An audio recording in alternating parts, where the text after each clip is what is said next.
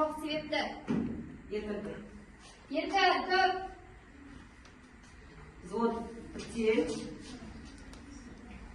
Взвод түзел. Тік тұр. Саламатсыздар ма?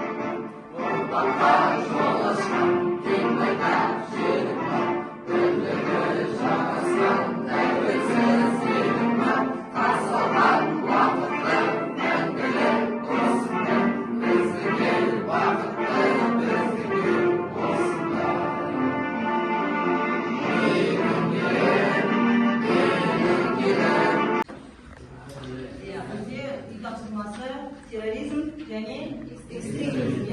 Сіздерге бұл енді ауқымды қазіргі заманның ауқымды тақырыбы болғандықтан біздің оқулыққа біздің тақырыпты қосқан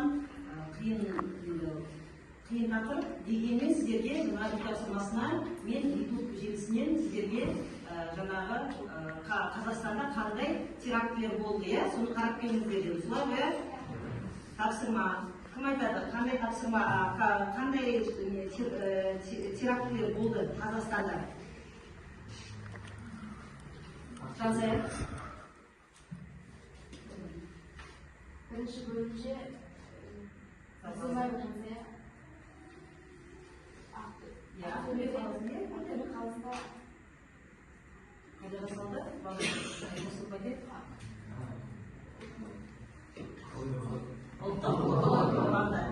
Қандай мақсатпен жасалды ол теракт? Қару-жарақтарды алу үшін себебі сол жаңағыда жерде сіздерде жаңағы автобусты басып алып ішіндегі адамдар түсіріп, сонда ұлттық ұланға не істеді? Шабуыл жасады.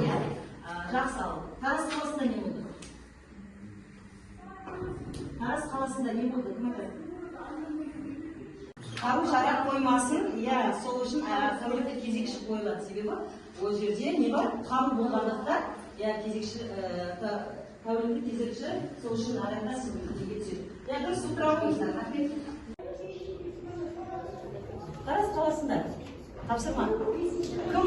Не болды? Осымен кіші жұлдыздармен бір сызық осы кіші офицерлер құрамына кіреді. Одан кейін аға офицер құрамына үлкен жұлдыздар кіреді. Үлкен жұлдыздар. Салыстырмалы түрде. Көрініп тұр ғой? Мынау кіші, аға офицер.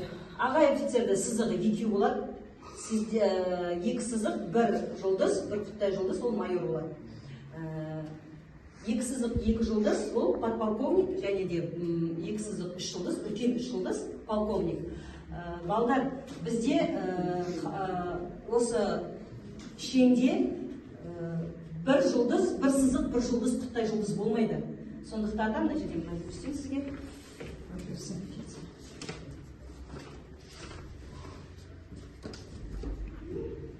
Мынандай атақ бізде жоқ. Мынандай атақ бізде жоқ. Мына негізі кіші лейтенант болу керек, бірақ қазір заң жүзінде бұны алып тастады, бірақ қазір бұл атақ жоқ. Сондықтан да тек қана офицерлер лейтенанттан басталады. Түсінікті ғой? Сосын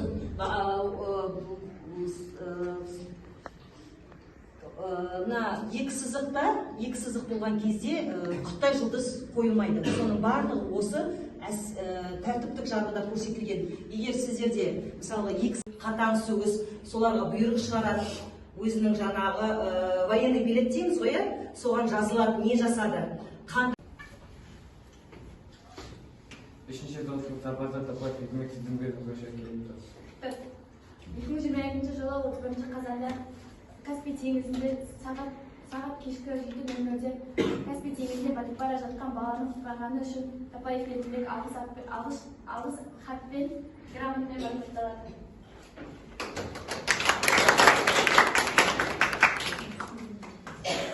Жаңа марапаттаулар жасалып жатыр, иә?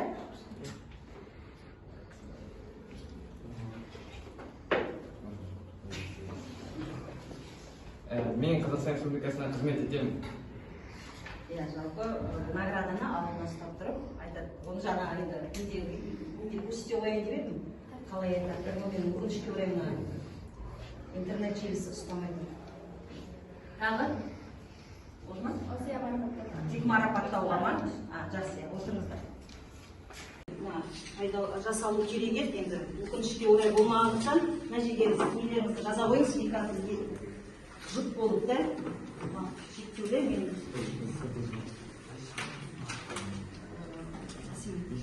таратшы бәрін бір-бірден таратшы. Енді балалар, мен сіздерді осы сабақты ашық сабағында сіздерге марапат бергім келіп отыр. Қазақстан Республикасының қарулы күштерінің жарғылары ашық сабағында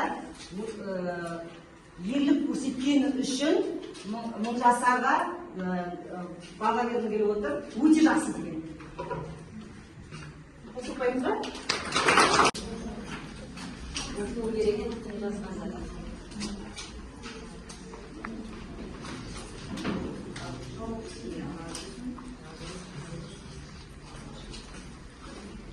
Тездетеміз балдар. Жылу дәметпеуі тиіс. Ол оның азаматтық борышы. Енді төртінші слот сарбаздары сіздерге де тағы да гаджеттарыңызды пайдаланып, ұялы телефондарын, эмоцияларыңызды сабақпен бөліссеңіздер. Сабақ түсінікті болды ма? Ұнады ма? Ұнамады ма? Тағдырында тамырсыздық індетінде қалады. Мазмұн жоқта мазмұнсыздық жариялы. Әр адамда өз анасынан басқа да ғұмырына етермен астына демеп жүрер арқада ұлы қойып құдіретті төрт ана. Туған жері, түп қазығы лайығына, туған тілі, мәңгілігі айдына, жан байлығы салт дәстүрі тегі, қадамына жол жасап өтеді. Және туған тарихы еске алуға қаншама ауыр әрі қасіретті болса да. Құдірет жоқ төрт анаға теңгелер, онсыз санан қаңбақ құсап сенелер. Өзгенің ұлы ұтамас, төрт анасын менсінбеген беделер. Төрт анадан сенім таба алмаған, тамырсыздың басы қайда қалмаған. Төрт анасын сыйламаған халықтың ешқашанда басы тұсы жанбаған. Қасиетті бұл төрт ана тағдырының тынысы, төрт ана үшін болған күрес төртін ұлысы. Осымен сабақты. Стой, буду стрелять. Тоқта, атам. Қаруды ол қылмыскер қашқанмен, ол да Қазақстан Республикасының азаматы болғандықтан, оған өлтіруге болмайды. Оны қандай мақсатпен? Тоқтату мақсатпен атады, иә? Бірінші ескертеді, одан кейін аспанға атады, жаңа дұрыс айтып отырсыздар. Содан кейін ғана тоқтату мақсатын, аяғына, иығына, иә, тоқтату мақсатында атады. Осы енді көрсетейін беремін сізге.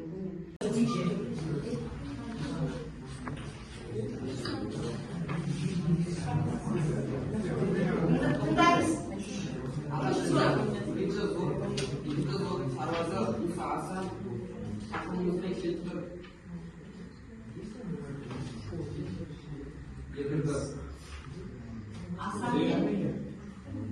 Асан мен Мыңжасардың бір-біріне баяндамасы, иә, мен түсінген бойынша. Жазылады деп айтамыз, ол бастыққа беріп қойсын. Қандай қателік жасады? Қандай қателік жасады? Екіншісі, дұрыс бас киімді ұмытып кетті. Бас киімі жоқ кезде, яғни честь берілмейді, иә. Бас киім болған жағдайда. Сұрақ жалпы. Тағы қандай? Сапты дайындық бойынша.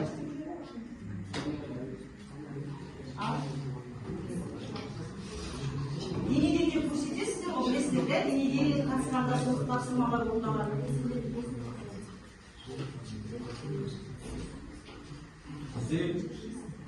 Доктор, бір қатарға екінші қатарға тұрмыз. Бұл деген сабағында, иә, сіздерге көрсетілді деген сапты дайындығын келіп тұрмыз, бірақ саптық жағында сол жазылған, иә, дұрыс көрсетілді. Оңға, айналамыз. Тағы бар ма? Тапсырма? Болды ма? Түсіндіре ма? Қалай?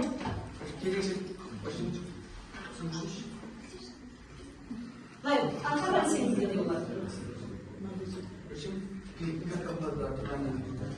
КПП, иә, дұрыс, иә, жаңа айттық қой.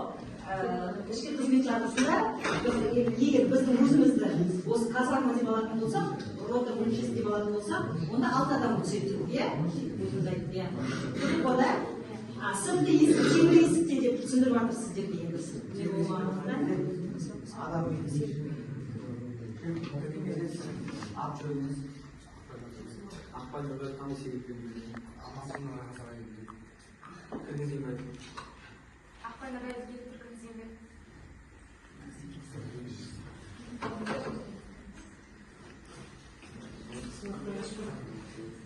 Жақсы, бұл КПП-дағы, иә?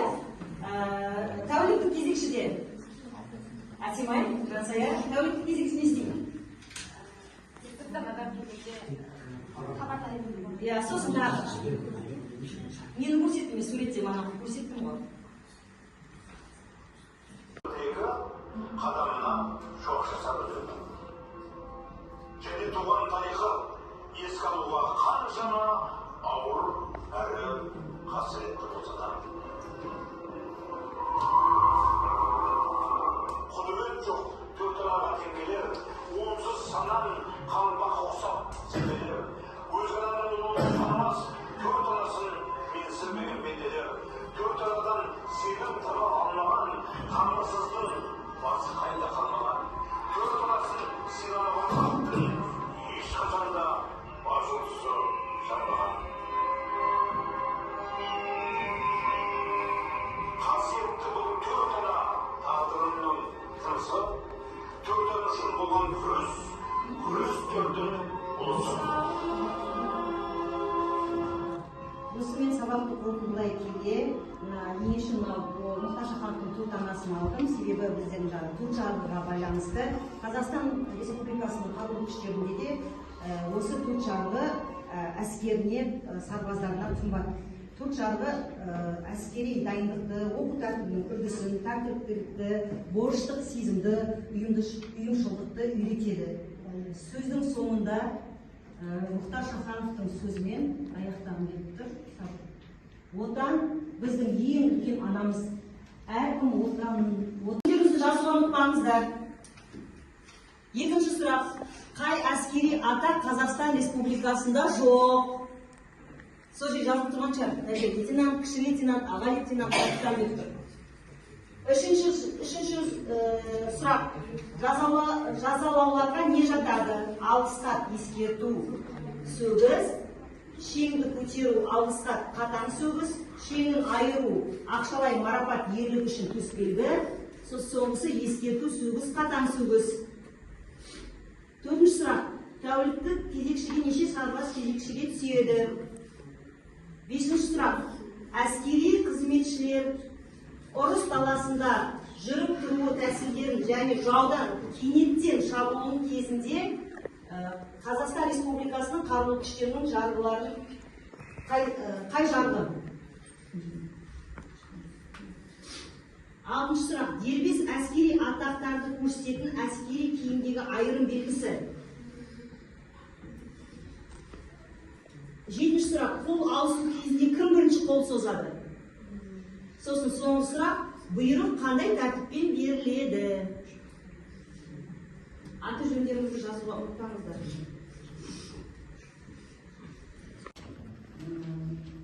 Ішкі қызмет жарғысы, тәртіптік жарғы, саптық жарғы және гарнизондық және қарауыл қызмет жарғысы. Жалпы жарғы дегеніміз не? Жарғы дегеніміз Қазақстан Республикасының әскери қызметшілерінің өмірі мен қызметінің солардың бірі жалпы әскери жарғылар. Бірінші, ішкі қызмет жарғысы дегеніміз әскери қызметшілердің жалпы және лауазымдық міндеттері, олардың арасындағы қарым-қатынас, ішкі тәртібіне байланысты ережелер, тәуліктік нарядқа тиісті мәселелер айқындалған. Саптық жарғы дегеніміз сапқа қарумен және қарусыз орындалатын тәсілдер мен қозғалыстар. Саптық тексеруді өткізу тәртібі, олардың жау кенеттен шабуыл жасаған кездегі іс-әрекеті, яғни жаңағы өткен сабақтағы мен айттық қой, темір қақпаға, ұлттық ұланға жасаған сол кезде жау кенеттен шабуыл жасағанда не қалай заңмен жүру керек, сол неде жарғыда жазылған. Гарнизондық және қарауылдық қызмет жарғысы дегеніміз қарауылдық қызметті ұйымдастыру және өткеру, гарнизондық әскерлердің қатысуымен өткізілетін іс-шара тәртібі. Тәртіптік жарғы дегеніміз әскери қызмет түсінігі, оның мәні, әскери қызметшілердің міндеттері, көтермелеулер түрлері, тәртіптік жазалар, олардың қолдану, жауапқа тарту тәртібі. Ең бірінші бізде балалар слайд бөлімше. Сарбазы кім? Келіп тұр, иә? Өте жақсы деген баға. Екінші награданы ерлігі үшін Асимай мен сосын Асхатқа да бергім келіп тұр. 2 минут шығарды. Өте жақсы деген баға. Және нелері бар, шеңдері бар. Оларды да балдарға бергім келіп тұр. Енді қоңырау болғанына немесеңде взводқа не бере қойын, иә? Сосын грамоталар бар, жақсы. Төс белгілер өте жақсы деген бағаға, званиямен, шеңмен, грамота жақсы деген баға. Жаңағы үйлеріңізді жазып тапсырсаңыздар.